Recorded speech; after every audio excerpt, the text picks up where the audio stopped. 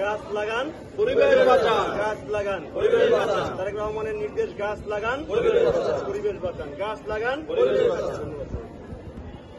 গাছ লাগান পরিবেশ বাঁচান স্লোগানের মধ্য দিয়ে পটুয়াখালীতে ছাত্রদলের উদ্যোগে বৃক্ষরোপণ কর্মসূচি শুরু।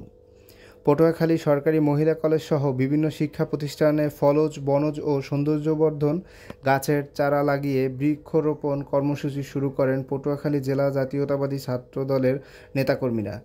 আজ শনিবার ২১ জুন বেলা ১১টায় লতিফ মিউনিসিপ্যালিটি সেমিনারি মাধ্যমিক বিদ্যালয় প্রাঙ্গণে বৃক্ষরোপণ কর্মসূচির সূচনা করেন জেলা ছাত্রদলের আহ্বায়ক শামীম চৌধুরী, সদস্য সচিব জাকারিয়া আহমেদ। পরবর্তী কর্মে সরকারি মহিলা কলেজ, সরকারি গার্লস স্কুল, সরকারি জুবলি উচ্চ বিদ্যালয়ে বিভিন্ন গাছের চারা রোপণ করা হয়।